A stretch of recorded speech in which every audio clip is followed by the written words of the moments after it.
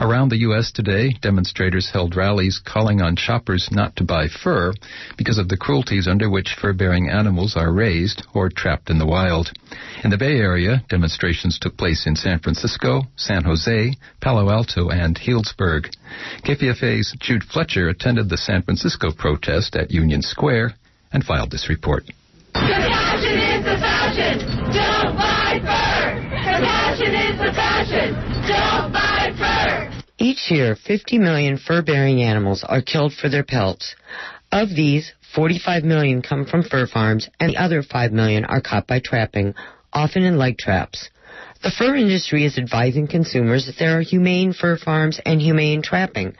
But according to Hope Bohanec, campaign director for In Defense of Animals Fur-Free Friday events in the Bay Area, there is no such thing as humane when it comes to fur. There is no regulation in the fur industry. They are self-regulated, so they can say whatever they want, but no, there's no humane fur.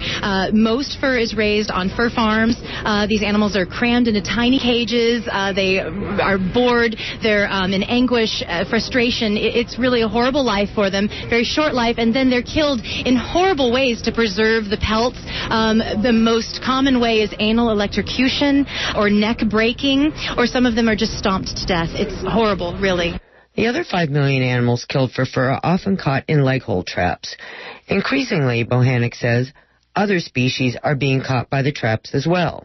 The ones that are wild caught in the steel jaw leg hold traps, they can languish for days without food, water, shelter, in absolute agony, and sometimes they actually chew their legs off to try, to get away. Even mothers will chew their legs off to get to their babies. It's really very sad. These leg hold traps are indiscriminate. Any animal can wander into them, any non-target species, endangered species. China produces approximately 50% of the fur used in garments globally, and dog and cat fur is commonly used for fur products. Dogs and cats in China are, again, killed and skinned for their fur, and they're, raised in horrible ways in tiny cages with very little companionship or any stimulation, very little food. I mean, they don't even need to really give them the basic needs because all they need is their fur. Since there is no requirement to label fur trim, many consumers have no idea what they are wearing. There is no regulation that says that you have to put exactly what animal is on that garment. And yes, dog and cat fur is used extensively here in America on fur trim garments.